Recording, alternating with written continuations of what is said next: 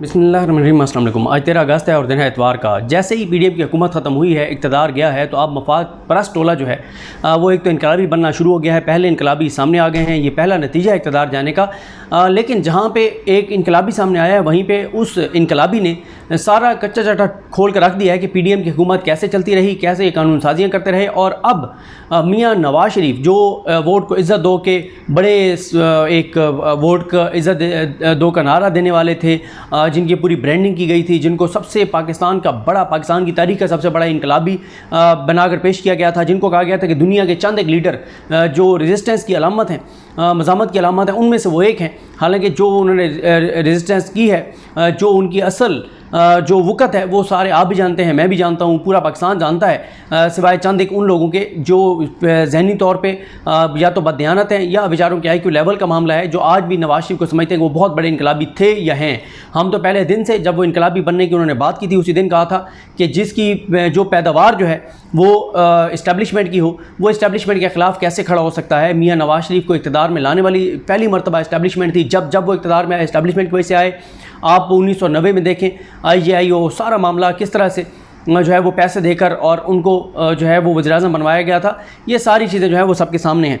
अब इस सारी सूरत हाल में अख्तर मेंगल साहब जो कि जिनको बड़ा एक बनाकर पेश किया जाता है कि जनाब वो बलूचिस्तान के बड़े सगे हैं, बलूचिस्तान के नाम पर हमेशा उन्होंने ब्लैकमेल किया है। और वो पहले 3.5 साल इमरान खान हुकूमत का हिस्सा रहे, उसके बाद 1.5 साल तकरीबन 16 माह तक 15-16 माह तक वो PDM हुकूमत का हिस्सा रहे। तमाम उन्होंने पर्क्स एंड प्रिविलेजेस लिए, तमाम जो उन्होंने मराहत ली, पैसा, गाड़ियाँ, डीज़ल, पेट्रोल, हर चीज़ उन्होंने ली जो उनको उनकी वजारतों में मिलनी थी। वो मज़े करते रहे। एक मौके पे भी हमें उनका कोई बयान नज़र नहीं आया, कहीं एक भी कानून साजी पर उन्होंने मुखालफत नहीं की। पाकिस्तान के अंदर पिछले 15-16 माह में जो तबाही और बर्बादी आई, उसमें ये मेंगल साहब भी शामिल हैं, ये अचकज़ई भी शामिल हैं, MQM भी शामिल है, ये सारे हुकूमती इत्तेहादी शामिल हैं जो इस हुकूमत का हिस्सा थे। चाहे वो पेट्रोल की कीमतें हों, डीज़ल की कीमतें हों, आटे की महंगा होना हो, गैस की कीमतों का इजाफा हो, बेरोज़गारी में इजाफा हो, पाकिस्तान छोड़ के जाने वालों में इजाफा हो, जो चीज़ पाकिस्तान में हुई है उसमें ये तमाम 14 जमातें शामिल थीं।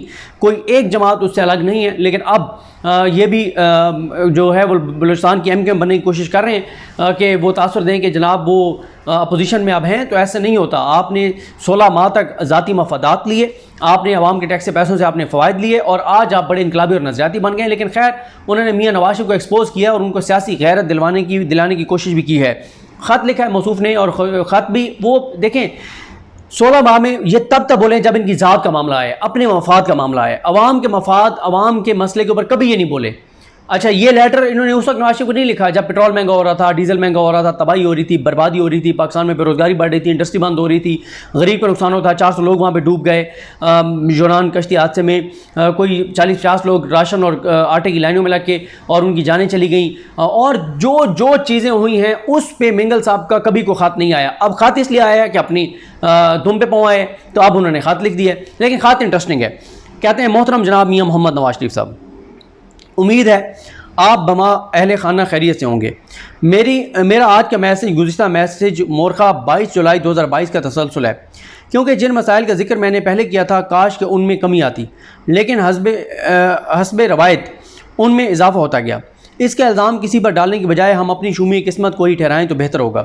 वही बलूचिस्तान, वही जबरी गुमशुदगियाँ, सियासी हल की बजाय बंदूक से मसले के हल की कोशिश, सियासतदानों के बजाय इस्टेब्लिशमेंट की तरफ से आस लगाना या उनकी मुशावरे से मसले का हल तलाश करना। अच्छा, यहाँ ये जो लापता अफराद की बात कर रहे हैं, आप मुझे बताएं कितनी बार मेंगल साहब ने इक़्तिदार में कहा कि मैं इस बात पे वोट नहीं दूंगा जब तक लापता अफराद का मामला हल नहीं होगा, मैं बजट पास नहीं होने दूंगा जब तक लापता अफराद का मामला हल नहीं होगा, मैं काबीना का हिस्सा नहीं बनूंगा जब तक लापता अफराद का मसला नहीं होगा। ये मेंगल साहब वोट ना डालते तो शहबाज वज़ीर-ए-आज़म नहीं बन सकते थे। कह देते मैं नहीं वोट डालता, पहले कमिटमेंट दो कि लापता अफराद का मसला हल होगा। ये लापता अफराद वाला कोई मसला नहीं है। ये लापता अफराद के मामले को ब्लैकमेलिंग के तौर पे इस्तेमाल करते हैं और वापस जो है वो अपने ज़ाती मफादात लेते हैं, अपने जो है वो काम करवाते हैं। उसके बाद वो कहते हैं, और फिर वो मरीम नवाज साहिबा जो मुदस्सिर नारो के बेटे को, लापता अफराद के बच्चों को गोद में बिठाती थी, तस्वीरें खिंचवाती थी, तस्वीरें खिंचवा के वो वायरल करवाती थी, पूरा उनकी ब्रांडिंग होती थी। और बड़े बड़े ह्यूमन राइट्स एक्टिविस्ट जो है वो मरीम नवाज साहिबा का वो बनाते होते थे कि मरीम जो वो क्या बात है, असल में तो वो लापता अफराद के लिए पाकिस्तान में काम कर रही हैं।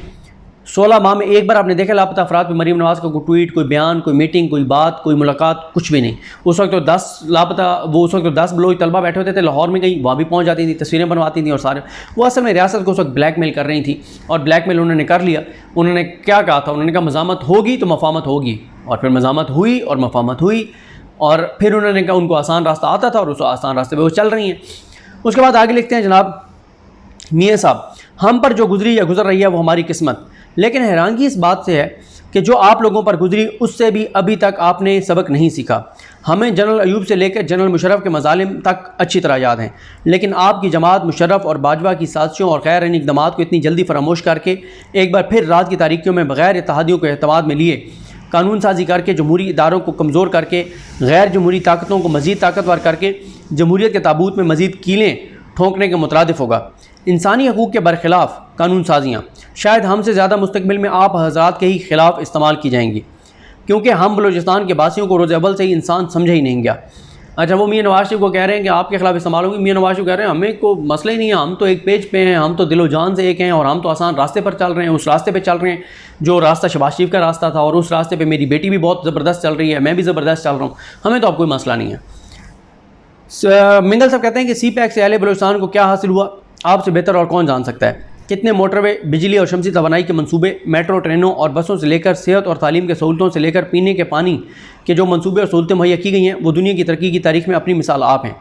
भाई अगर कुछ नहीं मिला था CPAC में तो वो तो हमें बताया गया था कि इमरान खान ने CPAC रोक दिया था 3.5 साल में। शहबाज शरीफ का तो पता चला था कि चाइनीज़ इनसे दिल से मोहब्बत करते हैं, शहबाज स्पीड इनको चाइनीज़ ने कहा है, और ये आएंगे तो बहुत तबाही और बर्बादी हो जाएगी CPAC की यानी तरक्की में।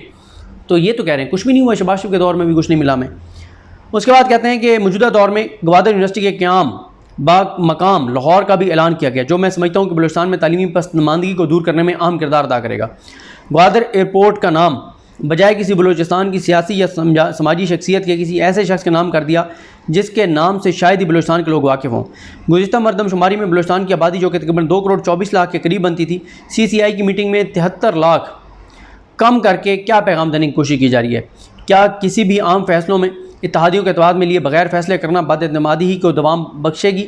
बड़े और छोटे सूबों के दरमियान नफ़रतों की मट्टी से बनाए गए इन मीनारों की ऊंचाई और मजबूती में कमी के बजाय इजाफा ही हो सकता है। अपने मफादात के तहफ़्फ़ुज़ और अपने मुस्तकबिल में आने वाली हुकूमत की राह हमवार करने के लिए कानून बनाए और तोड़े भी जाते हैं, लेकिन उसके बरअक्स अहले बलूचिस्तान को अपने प्यारों के लिए आवाज़ उठाना और आंसू बहाना भी खिलाफ कानून है।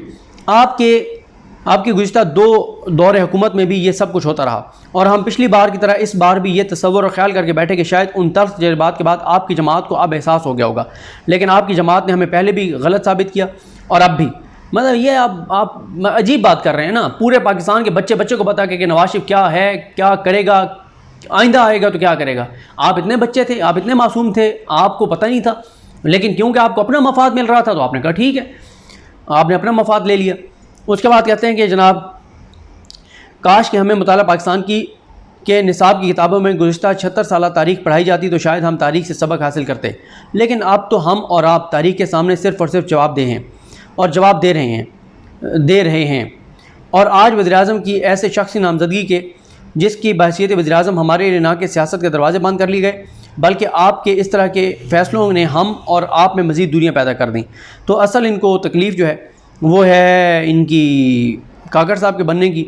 बस वही कि भाई हमारे को बंदा आता जिससे हमारा माल पानी, हमारे मामलात, चीज़ें चलती रहती, बस ये इनका मामला है, और इनका कोई अवामी मफाद कोई मामला नहीं है, बस ये इनका मामला है, ये इनकी सूरत हाल है। तो बहरहाल जी देखते हैं इनकी चीज़ें। अब कुछ भी नहीं होना, ये उस वक्त ज़ाती मफाद हासिल कर रहे थे, अब इनकलाबी बन गए, कुछ अर्से इनकलाबी रहेंगे। आज अगर इनको निगरान सेक्टर में आप हिस्सा दे दें, कोई बलूचिस्तान में 2-4 वजारतें दे दें, निगरान सेक्टर में 2 ऊपर वजारतें दे दें, पूरा इनकलाब यस हो जाएगा, इंसानी हकूक़ की पामालियाँ ख़त्म हो जाएंगी, लापता अफराद का मसला हल हो जाएगा, कोई रियासत ने कोई ज़्यादती नहीं की होगी, बलूचिस्तान में कमाल हो जाएगा, ज़बरदस्त हो जाएगा, शानदार हो जाएगा, सब ठीक हो जाएगा। बस 2 वजारतें वफाक में, 4 वजारतें बलूचिस्तान में, और कोई 8-10 और मुख्तलिफ जो ओहदे-शोहदे हैं वो आप दे दें। बस यही कोई 15-20 जगह हों जहाँ गाड़ियाँ शाड़ियाँ हों, पेट्रोल और डीज़ल मुफ्त हो, और प्रोटोकॉल हो, सरकारी बंगले हों, घर हों, 2-4 मुलाजिम हों, आगे पीछे पुलिस की गाड़ियाँ हों, प्रोटोकॉल हो, ये चीज़ें आप दे दें मिंगल साहब को। कोई किसी तरह का मसला नहीं है, क्योंकि इन सब का मसला अपने ज़ाती मफादात हैं। वरना मुझे बताएं, ये बातें इक़्तिदार में करने वाली थी, इक़्तिदार में होते हुए ये कहते कि मैं बजट पे वोट नहीं देता, बजट रुक जाता, फिर पता था लगना था ना ये बेवकूफ़ बना रहे हैं बलूचिस्तान के लोगों को। मुझे अपनी दुआ में याद रखें। हम सब कामी नासरो। अल्लाह हाफ़िज़।